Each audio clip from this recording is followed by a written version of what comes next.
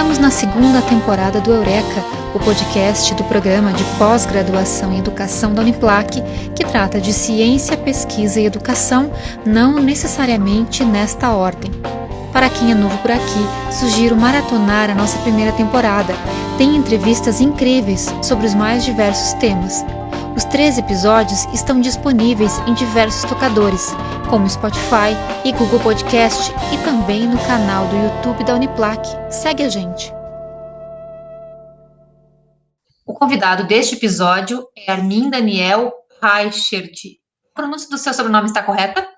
Perfeito, Suzane, é isso mesmo. Né? Ele é escritor e cineasta. Armin, explica uma coisa, cineasta inclui direção, roteiro e edição? Isso é um resuminho, tá? Tudo incluído, assim, como cineasta. O Armin é um motivador da produção de cinema em Lages. Isso porque tem um senso de coletivo, junta pessoas para desenvolver o setor. É um dos principais articuladores do CAU, Coletivo Audiovisual Lagiano. Também é fundador da produtora Coração Delator. E no meio disso tudo, tem tempo para exercer outras atividades, como a de técnico em enfermagem. Está na linha de frente no combate à pandemia do coronavírus. Estou correta? Corretíssimo, corretíssimo. Tudo isso mesmo. Tudo isso ao mesmo tempo. Armin, muito obrigada pela tua presença aqui no Eureka. É um prazer Imagina. conversar contigo. Eu que agradeço o convite, imagina.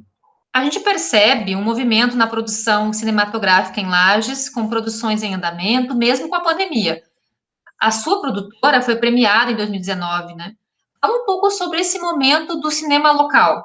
Bom, eu vejo a cena em Lages, ela é muito próspera, né? Ela tá numa crescente já, essa nova cena, digamos assim, né? Essa nova onda de produções em Lages, esse novo interesse por cinema em Lages, ele vem aí mais ou menos há uns 7, 8 anos, né?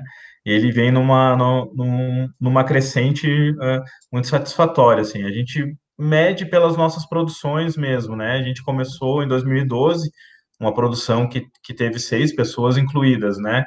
A última produção, a gente teve mais de 30 pessoas incluídas na equipe, né? Então, a gente vê essa crescente, e principalmente eu acho que são inúmeros fatores onde a gente pode estar enumerando, porque é uma crescente rápida, né? Porque Lages tinha muitos pontos de referência relacionados ao cinema, né? Como o trabalho do João Amorim, o Fernando Leão e a Sara, né? A Sara Nunes com os documentários, mas a gente não tinha propriamente uma cena, né? A gente não tinha diversas pessoas trabalhando e produzindo de formas diferentes, né? Então, coisas que outros lugares já têm há muito tempo, há décadas, né? Como Floripa, como o próprio Oeste também, né? Então, a gente conseguiu uma crescente, assim, muito satisfatória, né? E eu acho que uma das causas é o CAU, é o Coletivo Audiovisual Lagiano também, e o fator de que Lages tem uma gama muito, muito grande de artistas, né? Então, no momento que esses artistas se viram como realizadores de cinema também, como se viram como trabalhar em coletivo resulta cinema, né? Então a gente teve essa crescente da cena. E o resultado disso foi essa busca ah, essa cena ela busca muito o exercício, sabe? Ela busca muito o cinema como exercício. Tá fazendo experimentações, está produzindo. Eu trabalho no meu filme, eu trabalho no filme de um amigo. A gente tem 2 filmes dessa forma e assim por diante. Então a gente tem uma busca de exercitar a arte mesmo e principalmente tanto desde que a gente começou com a Coração do Autor Filmes, eu e o Jari Carneiro Júnior, que é meu sócio nela, a gente sempre pregou a democratização dessa arte, né, do cinema, né, de que ela é um meio de comunicação, ela é um meio ela é uma arte que pode ser executada por todos, é uma arte popular, né, que ela não deve ser elitista, né, então a gente sempre defendeu essa bandeira, e isso também tem um fator nesse crescimento, né, e, ocasionalmente, esse exercício, né, ele começou e resultou em aprimoramentos, em busca de mais contato com outros profissionais, em busca de estar treinando as pessoas, está buscando workshops, capacitações, né? Até que a gente teve em 2019 também, foi a primeira vez que a Lages foi contemplada no Prêmio Catarinense de Cinema. Ele já tem algum tempo, né? Mas foi a primeira vez que um projeto de Lages foi contemplado. A gente teve nesse ano de 2019 três projetos escritos, né? E um contemplado. Aí a gente já passa para 2020, onde a gente teve 12 projetos escritos e cinco contemplados, né? É pouco perto, claro, é pouco perto de regiões como a capital ou outras, né? Mas para a gente foi um crescimento, foi a região que mais cresceu em número de produções e de inscrições e projetos e premiação com relação aos últimos 2 anos, né? Então, hoje, eu vejo o cenário hoje em Lages muito promissor, muito promissor. Eu vejo uma cena muito atuante, né? Eu vejo uma cena que busca sua identidade como cinema local, como cinema catarinense, como cinema brasileiro, e principalmente que a gente conseguiu a gente está em busca de um exercício ainda, né? Ainda tem muito que a gente aprender, evoluir, mas a gente buscou a nossa identidade como cinema lagiano e a gente conseguiu passar também a colaborar, né, com o cinema catarinense. A gente conseguiu começar a fazer parte do cinema catarinense também, com essas premiações e com a projeção dos trabalhos. Então, a gente conseguiu estar acoplado também a essa cena estadual também. A gente está conseguindo colaborar com ela também, né? Falou do Jari, vamos citar que o Jari foi citado, ele é o nosso editor aqui do podcast, então tá tudo em casa. Joia. Você falou dos projetos e eu fiquei pensando, já saindo do nosso roteiro, Ok. que é um trabalho burocrático imenso, né? Para você conseguir projetos e participar de editais, enfim. E tem toda uma técnica para desenvolver isso, né? Você podia falar um pouquinho sobre isso, sobre essa parte que fica, não é de criação propriamente, né? Sim, não, ele é uma questão do cinema, é uma questão não só do cinema, mas da arte mesmo, né? Que está ligada a essa parte burocrática, né? Essa parte de que o artista tem que tentar ser um pouco, né? Um pouco empreendedor, executivo, né? Uma coisa assim, né? E isso está muito ligado também à necessidade que o artista tem, que dá a necessidade, quase a dependência que o artista tem do investimento público, né, para conseguir trabalhar, né? Então ele está muito ligado a essa parte também. Isso se deve também eles são processos que são eles têm uma fama eles têm mais uma fama de assustador do que realmente eles são, sabe? Né? Eu acho que eles são processos que são necessários, mas que é possível se apoderar deles, sabe? E a gente tem visto um trabalho muito relacionado com os conselhos municipais de cultura também, e com o conselho municipal, o conselho estadual de cultura também, né? Aqui eu tomo a liberdade de citar a conselheira estadual de audiovisual, que é a Dagma, que é uma pessoa que teve um olhar para o interior nos últimos anos muito forte, com relação a isso, sabe? A ver que o interior tem grandes projetos, tem grandes profissionais, e o que estava faltando é colocar isso no papel, né? É transformar isso efetivamente em projetos que sejam suscetíveis à premiação ou que possam estar concorrendo a esses prêmios, né? Então, isso é um trabalho de principalmente entender essa descentralização, né? De que é preciso buscar e levar a capacitação desse setor, dessa parte executiva, dessa parte burocrática da arte, para o interior, né? Para onde existe uma gama de artistas, existe uma gama de ideias que podem gerar grandes frutos, mas só falta isso, essa capacitação, né? Para que essas pessoas elas possam se entender como capazes e também merecedoras de um prêmio que é para todo mundo, um prêmio né, falando especificamente aqui do Prêmio Catarinense de Cinema, mas vamos falar de outros editais também, que pode estar, ou de prêmios nacionais, né, os artistas do interior, ou os agentes culturais de cidades do interior se entenderem que ele também tem esse direito, não só a capital, ou não só lugares onde são pontos, digamos, pontos mais, mais industriais, mais formadores desses locais, como os locais que têm faculdade de cinema, né? A gente não tem aqui uma faculdade de cinema na região, então isso também influi nessa formação mais executiva, né? Mas cabe também a gente não, a gente se entender como merecedor de que a gente quer fazer cinema, quer participar, quer ter simplesmente o mesmo direito que outras pessoas de outras regiões também têm, né? Então, acho que tá muito ligado a isso também, a você se entender capaz e desse trabalho também que os conselhos têm realizado, os conselhos municipais, ou os que se interessaram dessa forma, né? Os conselhos municipais da cidade, principalmente o conselho estadual também, que também teve uma grande participação, uma visão de descentralização, né?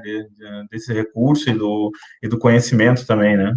E essa concentração na capital que você falava não é boa para o cinema catarinense, né? Porque você fica ali sempre naquele grupo mais do mesmo, né? Para ter essa diversidade, precisa sair um pouco dali, né? É porque quando a gente fala, aqui falando especificamente de editais catarinenses, né, quando você fala de um prêmio, de um edital, ele né, em teoria, é para todos, né, ele é um direito de todo mundo, ele não é, ele é um fomento de cadeia produtiva, né, ele não é um fomento de mercado, então ele não é para um lugar onde tem mais produtoras que estão trabalhando com publicidade também, que estão trabalhando com outras coisas, né? Ele não é um fomento específico para esse mercado, né? Fomento de mercado é outra coisa, né? É outro, né? O dinheiro público, as premiações públicas, elas são fomentos para as cadeias produtivas, né? Sejam elas ali em Floripa, sejam elas em cidades com menos de 5 mil habitantes ou não, né? Então, quando a gente está falando de verba pública, é isso que eu acho que é isso que tem que ser notado. E exatamente o que você falou, não, ninguém ganha com algo centralizado, outros estados podem estar vendo experiência de outros estados, como Pernambuco, uns lugares que descentralizaram, que buscaram isso, e tem hoje uma cena de cinema estadual, né, muito forte, né, que está quase nacional, né, que tem quase mais identidade do que a nacional até, né. Falando de investimento público, por conta da pandemia, teve a lei Aldir Blanc do governo federal, né? E em Lages ela foi executada pela Fundação Cultural de Lages, pelo edital Chico de Assis, né? Tivemos várias atividades acontecendo online em Lages, né? Como a mostra de coração, mostra Coração Delator, que já encerrou, né? E a mostra Curta Lages, que será nos dias 16, 17, 18. Eu não sei quando vai ser, o nosso podcast vai ao ar na quinta-feira, então dá tempo ainda das pessoas acompanharem. Então fala um pouquinho sobre os eventos, esse que terminou e o que terá no final de semana. Sim, nós tivemos, né, esse momento de pandemia, um momento muito difícil para toda a classe artística, né, e no setor audiovisual, principalmente pela questão, a maioria são autônomos, né, então também teve um impacto muito grande, né, e a gente teve aquele contraponto, né, de que quando começou a pandemia, as pessoas queriam ficar em casa, assistindo audiovisual, assistindo filmes, mas quando se fala da valorização dos artistas, dos profissionais que trabalham, o contraponto daí já existe um contraponto, já é outra noção, né, então esses profissionais foram, como muitos setores foram prejudicados, mas eles principalmente tiveram um grande prejuízo. E a Aldir Blanc veio tentar minimizar, né, esses, esses prejuízos pela pandemia. Dentro do audiovisual, a gente teve vários projetos bacanas, né? A maioria dos projetos acabam, mesmo que o produto principal não seja, mas eles acabam em um produto audiovisual, que foram lives, muitos são vídeos que foram gravados por YouTube, né? Mesmo que o principal não seja o seu audiovisual, no fim eles terminaram como projetos audiovisuais, né? A gente teve a Mostra Coração Delator Filmes, que foi muito bacana, a gente revisitou algumas obras da produtora, né? A gente está desde 2012, então foi muito bacana, a gente já trabalhou com muita gente, movimentou muito o setor, e foi bacana revisitar ela, a gente exibiu alguns filmes e fez alguns bate-papos, É possível ainda, esses bate-papos estão eles estão na nossa página no Facebook, que é só procurar Coração Delator Filmes ali no Facebook, e o cdprodutora.com é o nosso site também. Ali no cdprodutora.com eles estão essas lives onde a gente passa o filme, conversa sobre o filme depois, sobre making off, sobre como foi produção, pré-produção, pós. A gente bate um papo legal, assim, revisita a memória sobre essas obras. Então tem na nossa página e tem no nosso site também lá para quem quiser assistir, né? E a gente vem aí para o sexto, né? Para a sexta mostra Curta Lages, né? A mostra Curta Lages é a nossa principal janela, né? Ela vem com sucesso de público, né? Nas suas 5 edições anteriores que foram presenciais, onde a gente sempre conseguiu um sucesso de público e de inscrições, né? E ela vem nesse momento difícil para o audiovisual, agora sendo feita, né? Através da forma virtual, né? Onde está muito difícil também produzir, está muito difícil se fazer audiovisual, né? Então, muito mais difícil ainda tentar organizar um festival, né? E recolher esses produtos audiovisuais, mas ela vem com a mesma força de ser a principal janela do audiovisual aqui serrano, né? A gente são aceitos da Amures, né? Todas as inscrições da Amures, então ela vem com essa mesma força de ser a principal janela das produções aqui, né? Elas vão acontecer em 3 dias, né? 16, 17 e 18, agora de abril, também de forma virtual também. Ela tem o site, que é calcoletivo.com.br. Então, no calcoletivo.com.br, você vai poder acompanhar a amostra, né? São 3 sessões, iniciam às 19 horas. Também vai ter bate-papo com os participantes, tem palestras, tal. Vai ser um trabalho bem bacana. Ela também está no Facebook também, como Coletivo Audiovisual Lagiano. Também pode estar buscando informações sobre a programação do Curta Lages ali também. Muito bem. Para a gente encaminhar para o final do nosso podcast, o podcast fala de nosso podcast Ciência, Pesquisa e Educação. O cinema tem muito isso, né? Esses 3 pontos que eu levantei aqui. Então, fala um pouco por que você considera o cinema importante e até essa questão educativa do cinema. Bom, eu acho que o cinema, ele é uma ferramenta muito completa, assim, ela é uma ferramenta progressista muito completa, é uma ferramenta que pode ser usada em prol do conhecimento da ciência, porque ela tem uma linguagem muito abrangente, né? Ela tem uma linguagem muito rápida, muito fácil de ser compreendida, né? Então, ela pode ser usada como esse instrumento, né? Ela é uma arte que pode ser usada como contemplação, como anestesia, né? Como essa coisa, assim, mas ela é uma forma de narrativa muito forte, né? Onde você mistura várias artes, pode misturar literatura, música, né? Artes plásticas, então ela é essa ferramenta, essa narrativa, essa forma de se contar histórias muito forte, né? Ela é também um instrumento de memória muito forte também, né? De você preservar a memória, de você trazer a lucidez em momentos, né? Ela é um registro, né? Da sua época, né? Você pode ir atrás de qualquer época e procurar as obras audiovisuais dessa época, que vai ter muita verdade ali, por mais que queiram esconder ou reformular alguma verdade, mas você procura o cinema de uma época e ele está preso ali. A arte sempre representa o seu momento, né? Da sua época. E eu acho que o cinema é essa grande ferramenta, assim, sabe, de trazer mesmo, de trazer esse conhecimento, de trazer essa luz mesmo em momentos tão sombrios, assim, né? Como o que a gente vive hoje, assim, também, né? Sem dúvida, no primeiro episódio deste ano, eu falava com a professora Virgínia e a gente falava sobre isso, né? Quando tem um governo autoritário, um dos primeiros ataques é a cultura, né? Por que Sim, será? né, não, é exatamente isso, né? Porque ela reflete sempre a época que ela está vivendo, né?